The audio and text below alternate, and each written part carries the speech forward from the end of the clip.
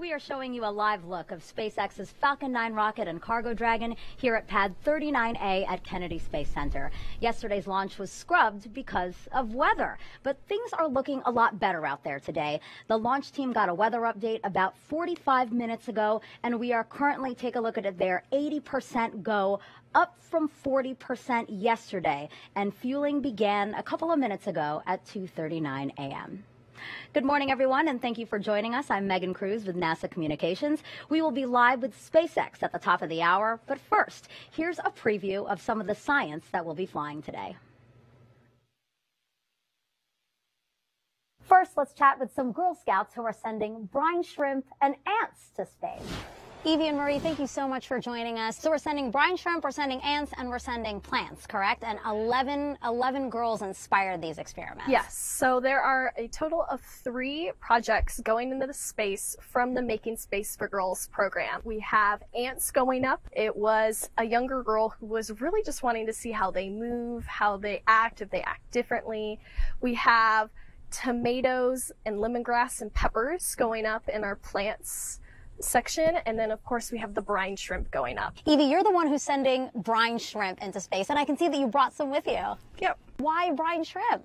Because, well, we wanted to send actual shrimp, but they're kind of big, and we have size constraints. So these are the brine shrimp. There is one big one, but the rest of them are tiny. So we're seeing if we can grow them on the space station. How cool is it that you get to send up a science experiment to space alongside all of these other distinguished researchers around the world? Very, very cool. This is totally an amazing opportunity for kids around the world to see and say, hey, maybe I could send science up to the space station. This opportunity is great because of the research and the girls who are getting to send it up, but it's really a message for all girls out there that you can do space and that you can go and pursue a career in space and space exploration and the amazing work that goes into it. And it really grows their creative sides and inspires them to further into space and science. And guys, we can literally see Launch Pad 39A from where we're standing here. That's where this SpaceX rocket is going to lift off from with your experiment. How do you feel about that?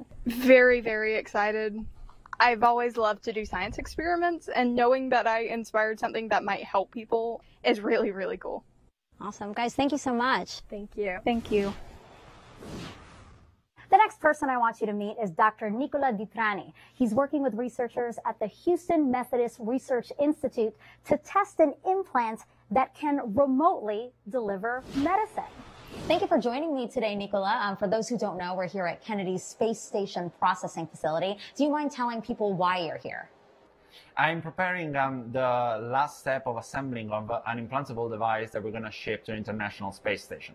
And this is an implantable device that I've been developed for the last year with my principal investigator, Alessandro Gattoni, at the Houston Methodist Research Institute. It's a device for drug delivery, for sustained drug delivery that can be remotely controlled. We're going to send there 10 implants inside a Faraday box, which is box that has been developed by Proxops, and all of these devices are going to communicate with this computer, and through an internet connection that same signal is going to come back here on Earth, and from the Houston facility we're going to be able to log on and see the status of each one of these devices. How is it that that little device can do that, can remotely deliver medicine to somebody? The principle of working of this device is through a silicon nanofluidic membrane, which is this small piece that you see right here. It's just 6 by 6 millimeter, and it has hundreds of thousands of nanochannels. We use these silicon devices to finely tune how much drug diffuses through and it's delivered to the body. So in connection to this membrane, we have a mini computer on board the device, which is the same that you see here, which is a printed circuit board, and that has Bluetooth capabilities. So this mini computer is connected to the silicon membrane, and so it can change how much drug is released. Wow. And this research could help people here on Earth, right?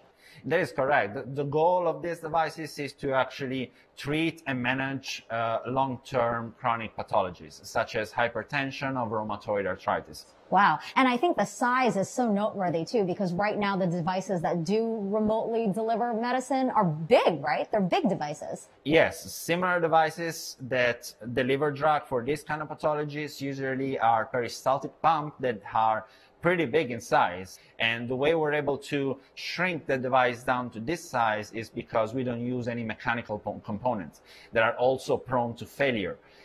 Everything we do is solid state. Like this membrane that we have right here is completely made of silicon. Great, Nicola, thank you so much. Thank you. And finally, I met with Dr. Fabio Peluso, who's studying an interesting mixture that could protect our bones. Dr. Fabio Peluso, thank you so much for inviting us here into your lab. That's a pleasure for me. Dr. Peluso, tell us about your experiment. What is it that you're trying to study? It's very simple. This experiment is aimed at understanding whether the presence of special metabolites extracted from grapes may help bone cells to survive better when exposed to microgravity. You know indeed that not only humans but also crew are exposed to many diseases, and one of these is the osteoporosis. When crew are exposed to microgravity for a long time, their bone loses minerals. Yeah, the mixture that you're studying is metabolites from grapes used Yes, to make wine, indeed. and also collagen. Yes, and also collagen. There are two twin lines that our colleagues from the Department of Biology are now preparing. They are fixing the cells on these substrates. There are two twin lines, one only with collagen, which is the normal nutrient for cells, and the other, there is this special metabolite, the extract of grapes, resveratrol is the name, the chemical name, that on ground has been tested successfully. It helps bone cells to survive better. So they have the cells are going to go here, this is going to go up to the space station. Yeah, Again, indeed. explain why this experiment has to happen on the International Space Station. So this experiment must be run in the absence of gravity on the International Space Station, just to verify whether the presence of resveratrol may help the bone cells to survive for a long time. Okay, perfect. Well, Dr. Peluso, thank you so much, and I can't wait to see what you guys discover. Everything's just so interesting, and that's actually just a fraction of the research going up. There is plenty more experiments and technology demonstrations that you can read up on at nasa.gov/commercial resupply. Again, we'll be live with SpaceX starting soon at 3 a.m. We leave you with shots of the rocket and cargo Dragon. Until then.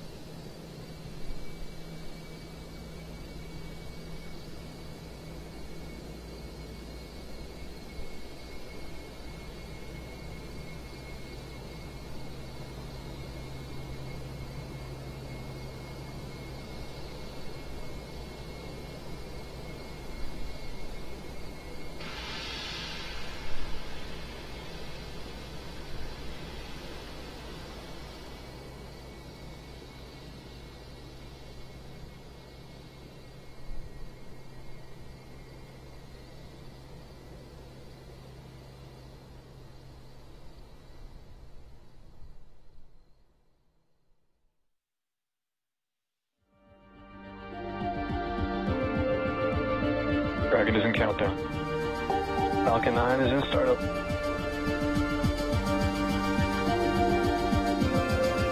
Dragon, SpaceX, go for launch.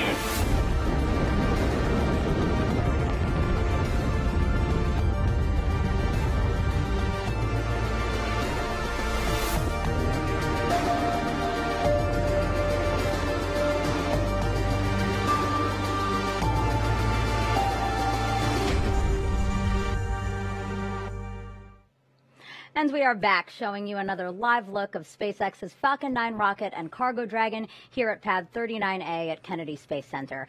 Yesterday's launch was scrubbed because of weather. We're going to try again in just about 14 minutes. Thank you for waking up with us again this Sunday morning. I don't know what day it is, guys. I'm Megan Cruz with NASA Communications, live from Kennedy Space Center in Florida. Today's launch at 3:14 a.m. Eastern Time is SpaceX's 23rd cargo resupply mission for NASA to the International Space Station. We are again simulcasting this live show on NASA TV and on SpaceX's webcast. Let's bring in Andy Tran now, live from SpaceX's headquarters in Hawthorne, California. Andy, I know you're also hoping for some better weather today, and it looks like we have it. Yeah, we are definitely continuing to keep an eye on the weather. If it does cooperate, this will be the third Dragon flight to the space station this year and also the third cargo resupply mission with our upgraded Dragon. Following a successful launch, this Dragon will be joining the Crew 2 vehicle Endeavour, currently on orbit and attached to the International Space Station. For now, let's take a closer look at the vehicles out on the pad. On screen right now is a view of Dragon, and that is a view of Falcon 9 underneath it. It is a reusable two-stage rocket designed and manufactured by SpaceX. The bottom two-thirds of the vehicle is the first stage. Its objective is to accelerate the vehicle through the Earth's atmosphere to space and then separate from the rest of the rocket. This is going to be the fourth flight for today's first stage, which actually previously supported both the Crew 1 and Crew 2 missions for NASA. We are going to be attempting to recover the first stage again with our brand new drone ship named a Shortfall of Gravitas. There it is on screen. Above the first stage is the second stage. It has a single Merlin vacuum or MVAC engine, which ignites after the first stage separates. The second stage is what will carry Dragon to its intended orbit, allowing the spacecraft to eventually rendezvous with the International Space Station. And as we saw previously, Dragon is the spacecraft sitting on top of the rocket. To this day, Dragon remains the only spacecraft currently flying that's capable of transporting significant amounts of cargo to and from the Earth. So that's a little bit about our Dragon and Falcon 9 vehicles. Back to you, Megan. Thank you, Andy. And now I want to bring in Joshua Santora, also with NASA Communications. Joshua, can you walk us through yesterday's weather concerns and again, just how much better it's looking today?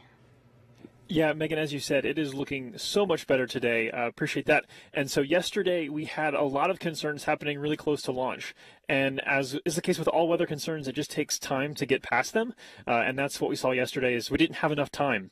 And so we were concerned about things that either actual natural lightning or generating lightning as we flew through the atmosphere. And so that really kind of forced us to wave off yesterday's attempt. Today, things are looking phenomenal. Take a look here. This is only a 20% chance that we would have a violation of our launch constraints, which means we are 80% go on weather. The only things we're watching are some clouds in the area and the potential for precipitation, but by and large, we're extremely optimistic, now targeting launch in about 11 minutes from now. That report coming from the Space Launch Delta 45 folks with the Space Force. Appreciate Launch Weather Officer Brian Cizik walking us through that. And then the range taking care of public health and safety as well, the land around the launch pad, the water over which we fly, the air we fly through, and the space we're headed to, doing the collision on launch avoidance assessments, and those all look clear. So we are on track for our liftoff on time at 3:14:49 a.m. Eastern Time. That timing is so precise because we have a single second in order to be able to rendezvous with the space station, currently traveling at 17,500 miles an hour, and we're set to rendezvous and dock tomorrow morning, Monday, at 11 a.m. Eastern Time, with our coverage beginning at about 9:30 a.m. Eastern Time. So, Megan, technically really quiet, weather looking really solid. Everything is go at this moment. That's it for now. Back to you. I'm loving your update, Joshua. Thanks for that. All right, T-minus 10 minutes to launch now. How about we take a look at some of the science flying to station today?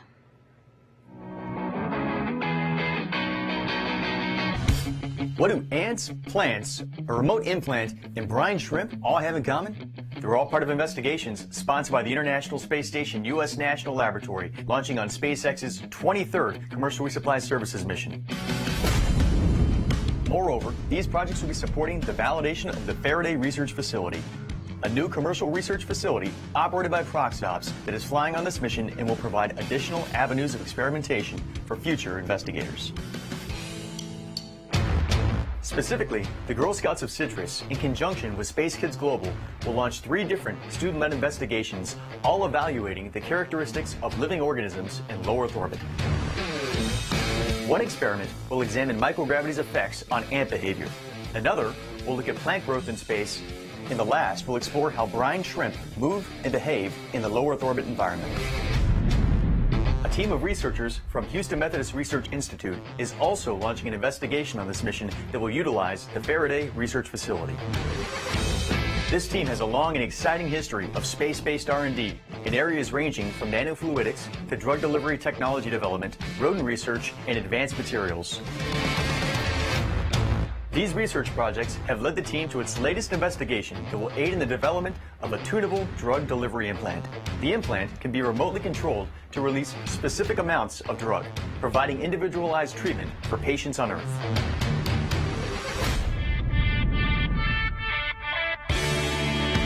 These are only a few of the ISS National Lab sponsored projects launching on SpaceX CRS-23. Research sponsored by the National Lab aims to bring value to our nation and drive a robust market in low Earth orbit. To learn more about all investigations sponsored by the ISS National Lab flying on this mission, please visit our mission overview page at issnationallab.org.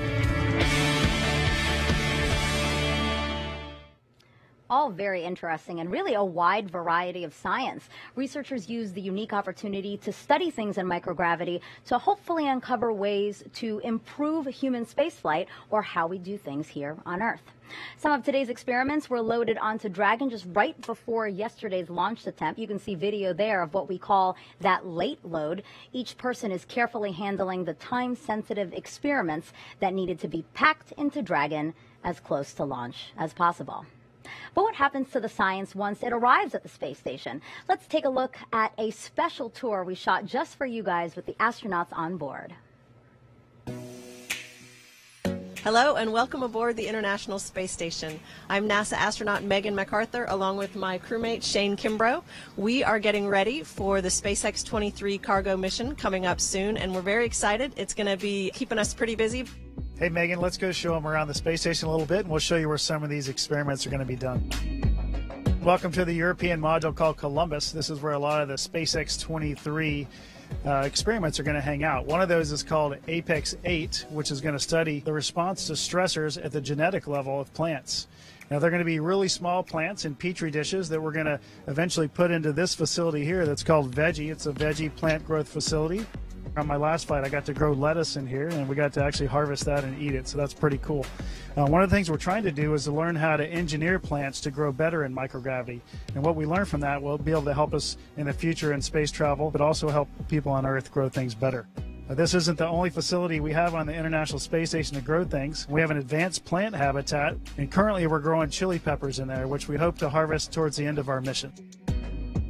So now we're in the U.S. laboratory, which is called Destiny, and this is one of our main areas for conducting science on the International Space Station. One of the things that makes the International Space Station such a versatile research lab are the express racks. There's a couple of them right here over my head, and the cool thing about these is that it allows different researchers from around the world to send up their own payload, and the express rack provides the power and data, cooling, whatever that particular payload needs.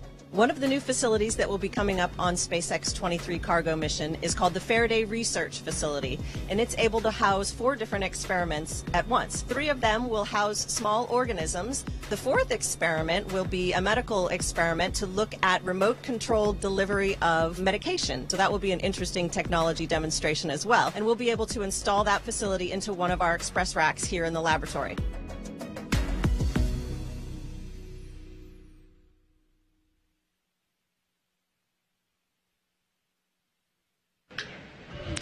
And that was NASA astronauts Megan MacArthur and Shane Kimbrough aboard the International Space Station.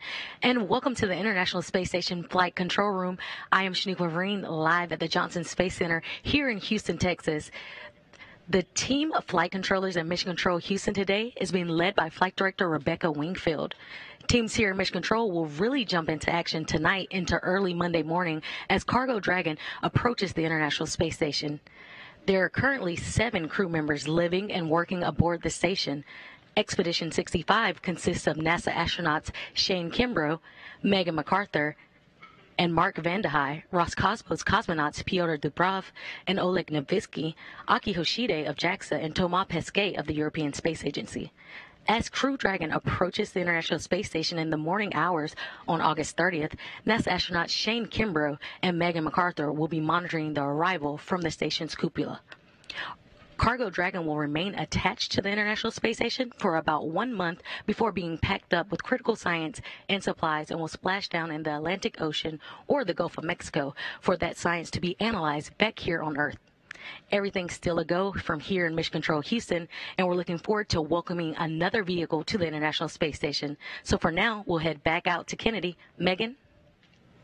Great, Shaniqua, thanks. Let's get one last status update from Andy and Joshua before the final moments of the countdown. Guys?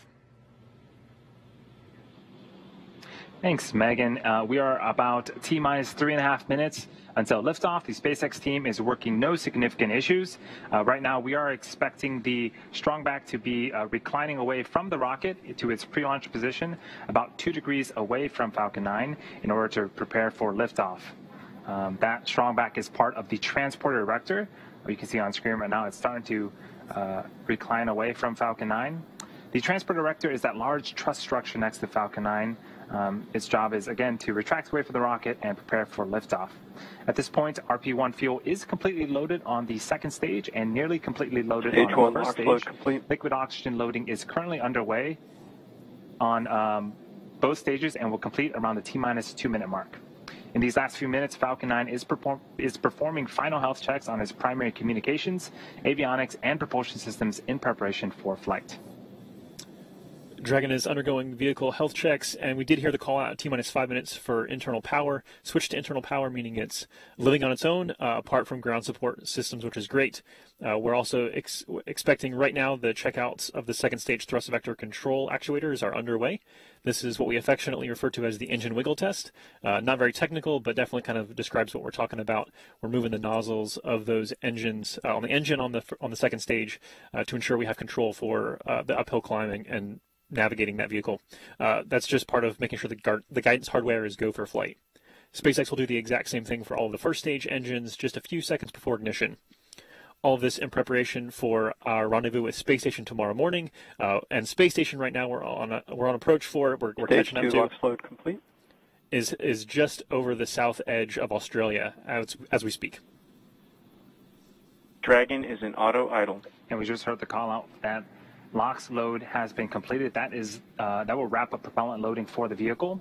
You can start to see some white clouds forming around Falcon 9 and Dragon. That is normal and expected for us at this stage in the countdown. That is super chill liquid oxygen starting to condense as it reaches the warmer ambient air temperatures of Florida.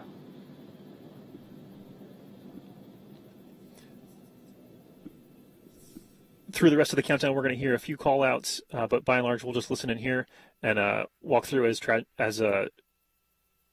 finalizes its preparations and the team verifies we'll go for launch.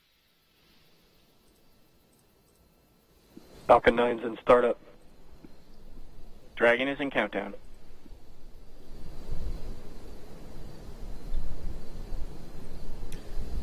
Both stages are now pressurizing for launch. Range and weather should both be good to go. Falcon 9, CRS-23, go for launch. That was the voice of the launch director verifying we are go.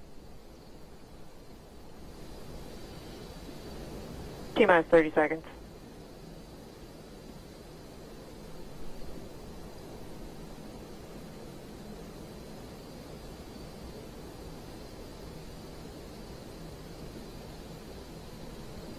T-minus 15 seconds.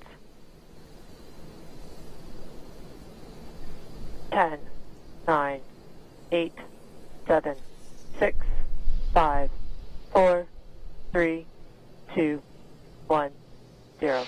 Ignition and liftoff. Cargo Dragon takes flight. continuing a busy year of deliveries to a crew of 7 aboard the International Space Station.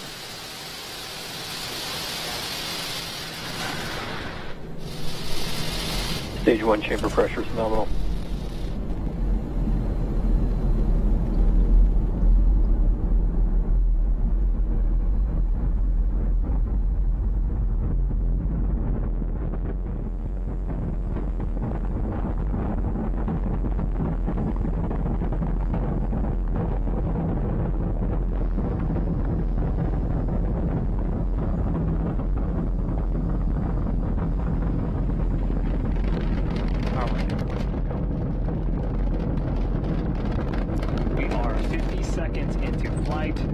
Falcon 9 has cleared the tower and is currently headed to space.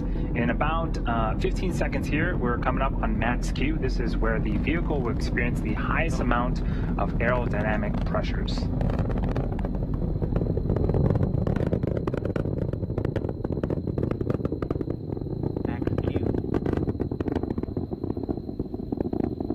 And there was the call out for max Q. We actually throttled down the Merlin engines in preparation for that event.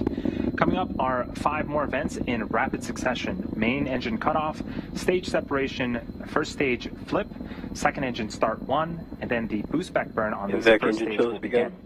Main engine cutoff, also known as MECO, is where all 9 M1D engines on the Falcon 9 first stage will shut down. This is followed by stage separation, or the separation of the first and second stages. From there, the first stage will flip to prepare for re-entry and landing a few minutes later, and the Merlin vacuum engine on the second stage will ignite to boost Dragon to low Earth orbit, and that's also known as SES-1. The first stage will then begin its boost back burn. That is the first of 3 burns needed to land on our drone ship today. The first of those 5 events, main engine cutoff, is coming up in about 10 seconds.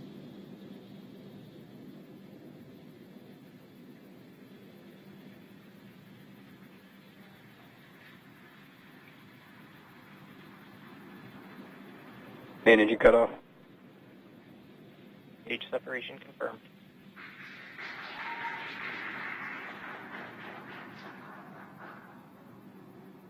Invac ignition.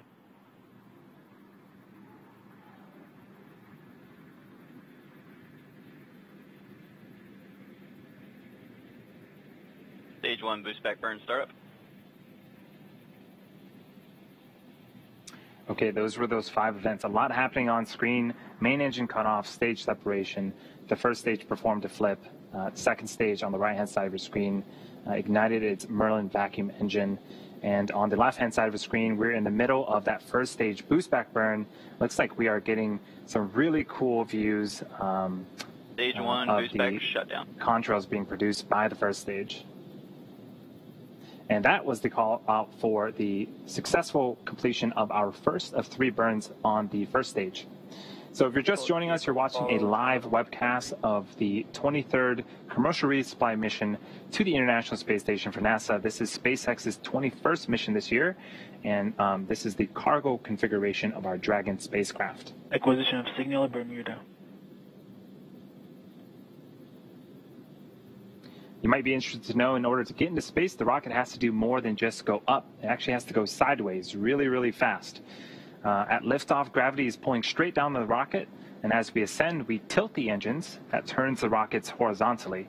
Now, we're still going up, but we're also heading horizontally away from the launch pad in what we call a gravity turn. The rocket typically needs to go about 7.5 kilometers per second, or 17,500 miles per hour horizontally, in order to avoid being pulled back down to Earth and get into orbit.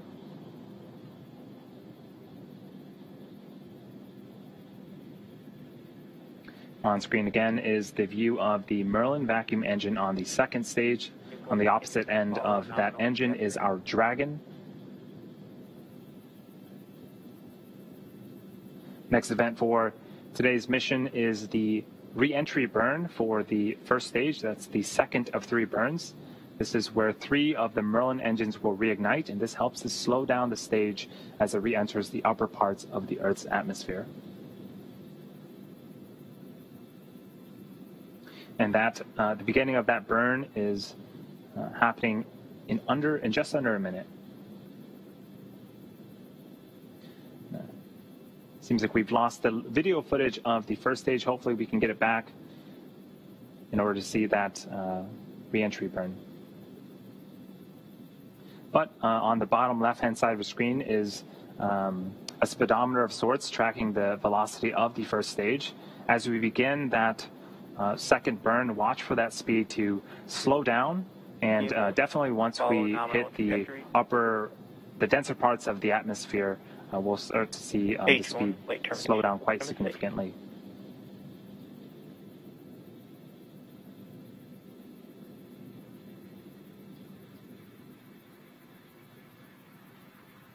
Stage 1, entry burn startup.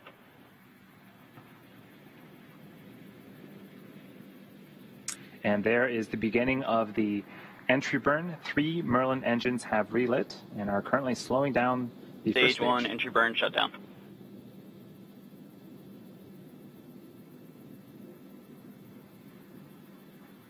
Awesome. That is the successful completion of the second burn. We are about 60 seconds away from landing, and the vehicle is traveling about 900 miles an hour. This really puts into perspective the deceleration.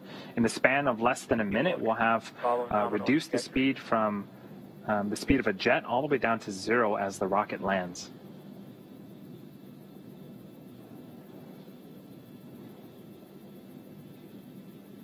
And again, this is our brand new drone ship, a shortfall of Gravitas. This is going to be the first time that we are making a landing attempt on it, and it's currently perched out in the Atlantic Ocean waiting for that first stage booster to return to it.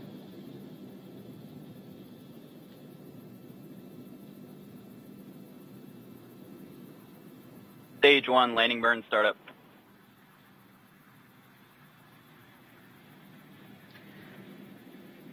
A single engine, the center engine, engine number 9, has relit in preparation for landing.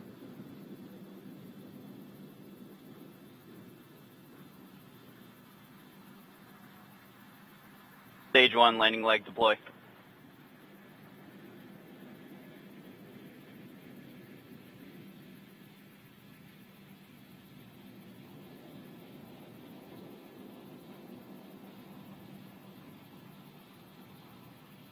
Stage 1, landing confirmed. And that is the 90th successful landing for an orbital class rocket, and the very first for our new drone ship, a shortfall of Gravitas. That is a beautiful thing to see and a great way to start off today's mission. Next event coming up is for the second stage. The Merlin vacuum engine will shut off its engine in an event called Second Engine Cutoff, also known as SECO. And shortly after SECO, we'll be entering a coast phase and waiting for that confirmation of a good orbit.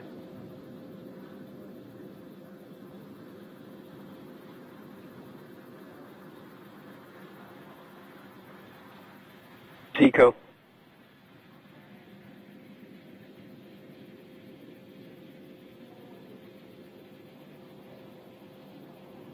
Nominal orbit insertion. And we did get confirmation of both SECO, second engine cutoff, and a nominal orbital insertion.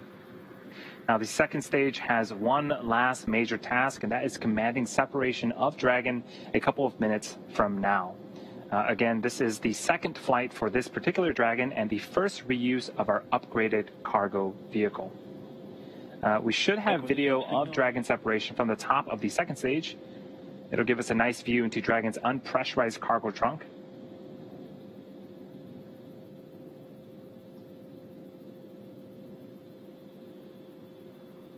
And when this Dragon makes its way to the International Space Station, it will be joining the Crew 2 vehicle Endeavour, currently on orbit and attached to the International Space Station.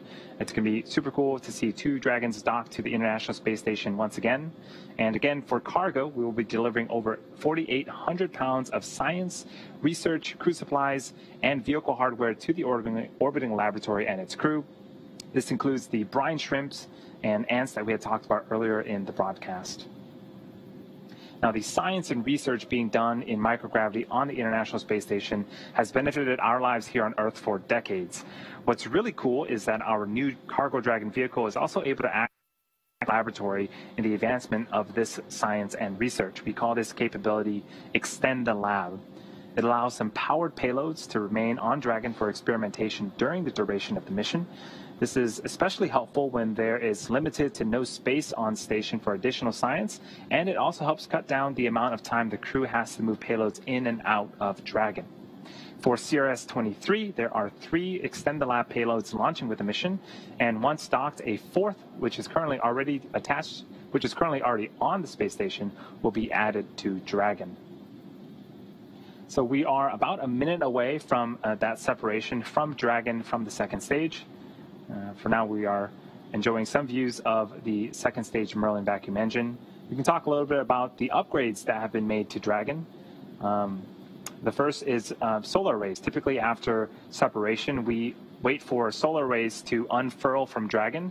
This upgraded Dragon has been redesigned, and the solar arrays has its panels built into the trunk section itself, providing power during flight and while on board the station. Another upgrade is how we dock. Before, we needed Dragon to be berth, which is where a robotic arm from the International Space Station reaches out and grabs Dragon and will attach it to the International Space Station. Now, Dragon can autonomously dock using a centerline camera and LiDAR, which is an acronym for light detection and ranging. And so this autonomous docking sequence is what Dragon will go through in the short future as it continues to make its way towards the International Space Station. Separation confirmed.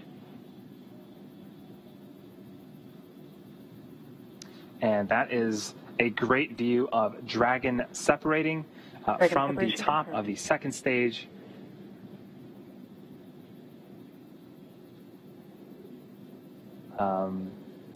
Now the service section Dracos will undergo some checkouts. Coming up is the beginning of the nose cone opening sequence. I'm going to hand it over to Shaniqua in Houston to talk a little bit more about that.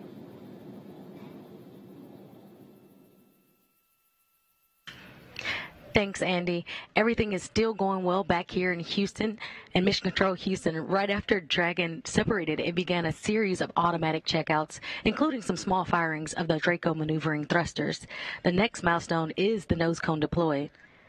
The nose cone protects the docking hardware and rendezvous and tracking elements on top of Dragon during ascent.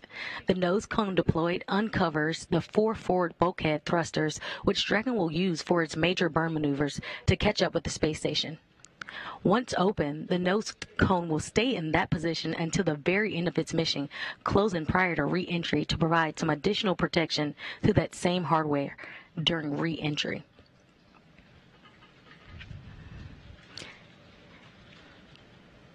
And we currently are waiting for confirmation for that nose cone to be deployed.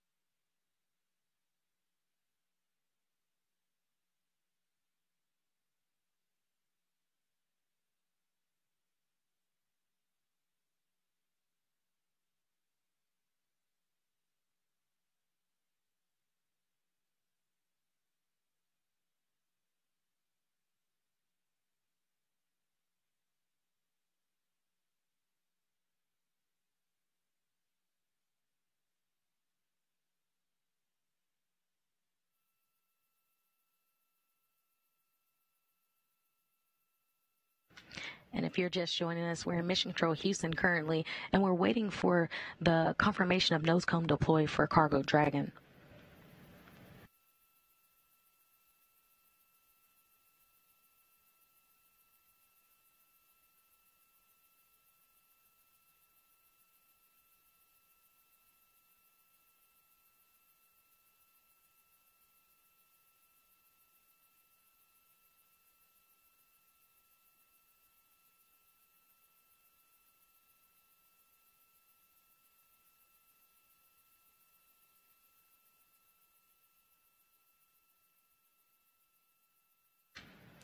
And as we still wait, we do have a special guest. Now joining me on the phone is manager of the International Space Station Systems Engineering and Integration Office, Jeff Aaron. Jeff, can you outline the major activities for the crew with CRS-23 for us? Sure can. In a word, they're going to be extremely busy conducting research. There's more than a metric ton of research arriving with SpaceX 23, much of which needs to be removed in hours to days to start the science and research mission, because most of which will be completed in the entire 30-day mission while SpaceX is on orbit. And then much of that science needs to return with the vehicle upon its departure.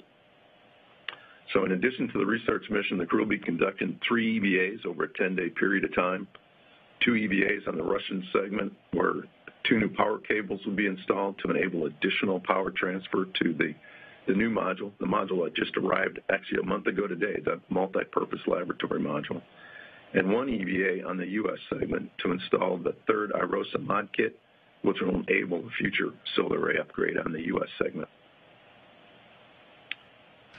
Thanks, Jeff. And I know you mentioned a lot about the science and the hardware that's going up, but how critical are these deliveries for the station and for the astronauts aboard? Yeah, these commercial resupply missions are very, very important to continue advancing science aboard the space station. Over 3,000 experiments have been conducted during the station's lifetime, which we're now approaching, coming up on 21 years of continuous human presence. On this flight, SpaceX is packed with more than 2 metric tons of supplies, research, technology demonstrations, and hardware. The crew will stay busy unpacking and conducting these research activities, with the first several days being extremely critical for several experiments: the Faraday Research Facility, ESA Biofilms, and Tango Lab. And you mentioned, Jeff, as always, it's a busy time aboard the International Space Station with cargo vehicles and crews coming and going. You mentioned the 2 Russian spacewalks that are quickly approaching us. How complex will the next few months be for the station program and the global partnerships? Yeah, it's always a complex time on ISS. And SpaceX 23, as I think you pointed out earlier, it arrives tomorrow. So 30-some hours, when I'm trying to do real-time math here, 28 to 30 hours later. But 10 a.m. Central is when SpaceX will arrive. Following docking to the Node 2 forward port. And oh, by the way, this is the first cargo vehicle that will be docking to the forward port. The hatch will be opened about 2 hours later. And then the crew still has several hours of unpacking to do to begin the research program. And although the first EVA isn't until Friday of this week, the crew has already begun preparing for each of these upcoming spacewalks, which include suit preparations, tool gathering and packing, procedure reviews, and personally a lot of self-study for the astronauts. There will be 2 on the Russian segment, as you said, and 1 in the U.S. segment, all over a 10-day period of time. So it's a very busy time, but as I kind of said up front there, it's kind of like that every day on ISS. So very exciting times. Thanks, Jeff.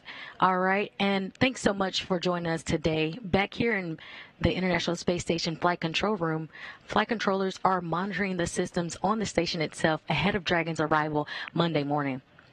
Once Dragon crosses that approach ellipsoid, which is the mythical sphere around the station, flight controllers here in Mission Control Houston will begin joint operations with the SpaceX teams in Hawthorne, California.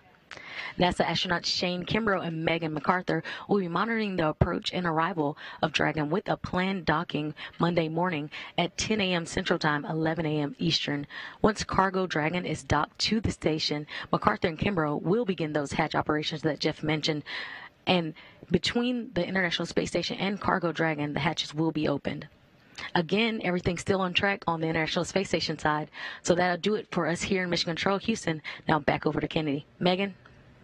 Thanks, Shaniqua. That's going to wrap up our launch coverage of SpaceX's 23rd commercial resupply services mission. Cargo Dragon is on course to dock to the International Space Station at about 11 a.m. Eastern Time tomorrow. We will have live coverage of rendezvous and docking beginning at 9:30. In the meantime, you can learn even more about this mission on nasa.gov commercial resupply. Thank you for joining us, and we'll leave you with a replay of today's gorgeous launch. T-minus 15 seconds. 10, 9, 8, 7, 6, 5, 4, 3, 2, 1, 0. Ignition and liftoff. Cargo Dragon takes flight, continuing a busy year of deliveries to a crew of 7 aboard the International Space Station.